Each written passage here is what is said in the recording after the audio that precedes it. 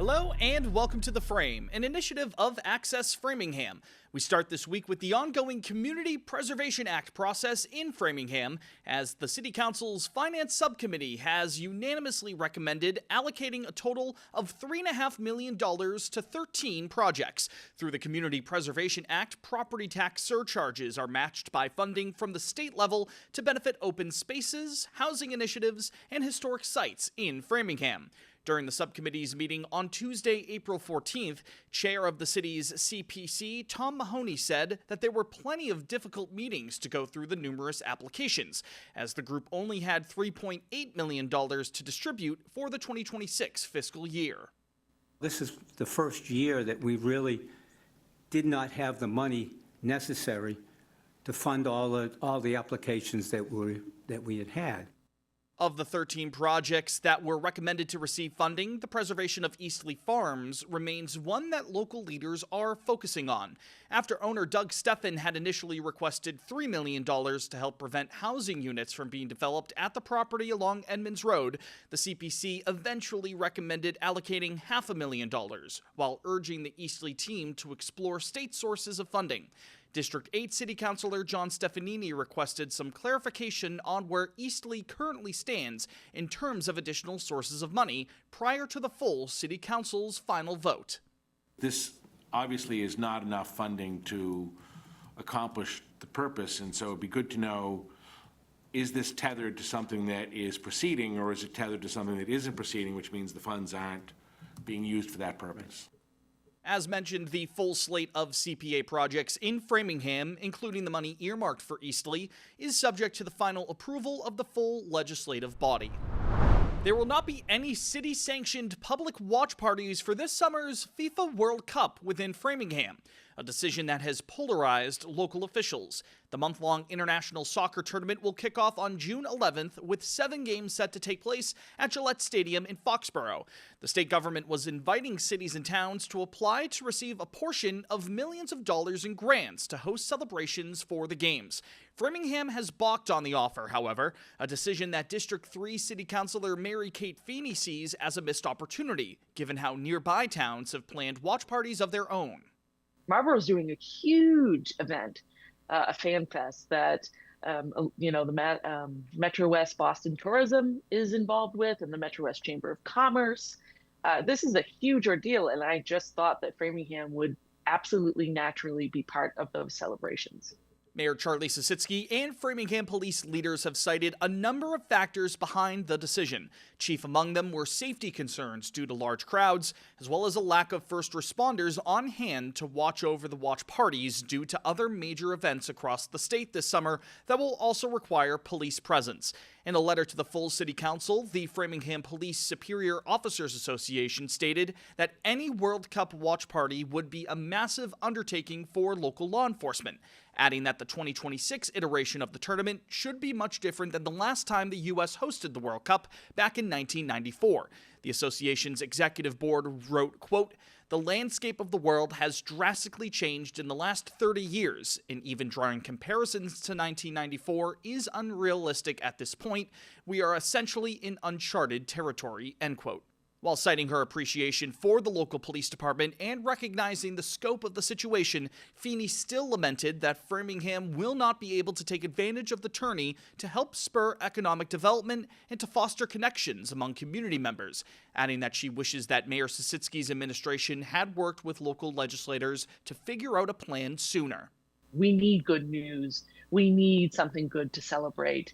And the World Cup unites people and brings people together. And I'm just really sorry that Framingham isn't going to have a big celebration to do that. Framingham DPW leaders have provided details about the upcoming water and sewer improvement project set to start next month along Walnut Street, Warren Road, in the area by Learned Pond and Bowditch Field. Starting in early to mid-May, crews will work to replace thousands of feet of aging pipes and mains across roughly 2 miles of roads, while repairing existing infrastructure, providing new fire hydrants and manholes, and repaving adjacent roads and sidewalks. The $25 million project covers Walnut Street to Main Street, down down to Warren Road, as well as Warren from Walnut to Prindiville Ave, in addition to other nearby streets. The DPW's project manager, Bill Sedowitz, expects the project to finish in June of 2028. Work hours are expected to run from 7 a.m. to 5 p.m. on weekdays, as detours are expected to be implemented, while residents and businesses could face some sewer and water interruptions during the process. Municipal officials will be providing advanced notice to community members ahead of any major changes during the project. More details on the DPW's plan, along with all of the top stories we cover here on the program every week, can be found on our website, www.theframe.news. There, you can read full written articles, watch feature pieces we've completed across the city, and view a calendar filled with upcoming local events. Subscribe to our email newsletter, too, so that you never miss out on Framingham News in Focus. File this one under news you don't see every day. Framingham fire crews were called to a scene along Grove Street this past Saturday, April 11th, to save a horse, yes, a horse, that was stuck in some deep mud. The Metro West Daily News reported that the animal got trapped in the early afternoon after it was startled by some runners, as the woman riding the horse, who's named Dream, said she ran off a trail and into the sludge. Dream was then unable to free herself from that mud, prompting the call for help. In turn, Group 2 of the Framingham Fire Department worked to methodically get the horse out of the mud, with assistance provided by Sherborne Fire Chief Zachary Ward, along with onlookers at the site. Framingham Fire Chief Michael Dutcher said the horse had no injuries, according to the Daily News. The Framingham Fire Department has sent their best to Dream on her recovery, posting on Facebook, quote, "We hope she is doing well and back to enjoying the pasture." We've got a new recurring segment to debut on the program now, the Play of the Week, thanks to our friends over at the Framingham Education Channel.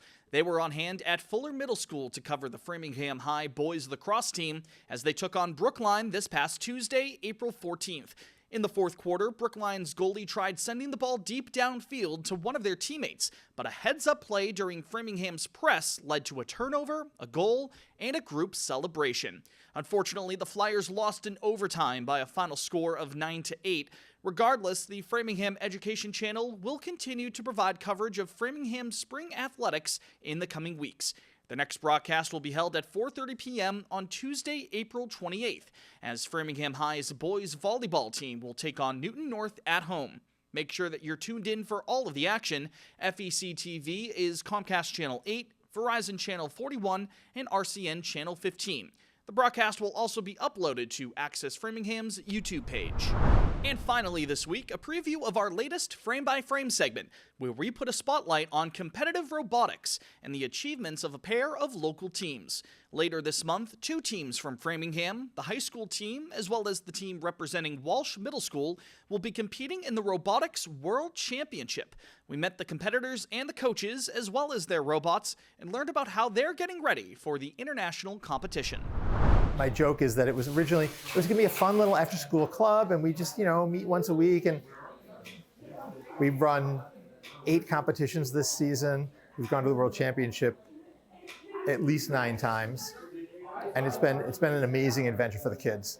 I think it's very cool, and I don't think many other clubs or organizations get the opportunity to compete at such a big stage. So I think it's very cool that we have that opportunity. Watching them compete at the World Championship would be probably among the best moments. Having gotten to know these kids so well, watch them compete, watch them go from being scared little 6th graders to very confident seniors. I'm really looking forward to seeing them compete. I do not doubt that they will do well at Worlds and make Framingham proud. As always, more frame-by-frame coverage can be found on our social media accounts. Find us on Instagram at @FrameNews_ and search for The Frame on Facebook as well. Subscribe to Access Framingham's channel on YouTube and hit the bell icon there to be notified whenever we upload new videos. Full frame episodes are also available for you to listen to or watch on Spotify. We encourage you to follow us there. That's all for this week's Framingham News in Focus. For all of us here at The Frame, thanks for joining us. My name is Brendan Fitzpatrick. We'll talk to you next week. Take care.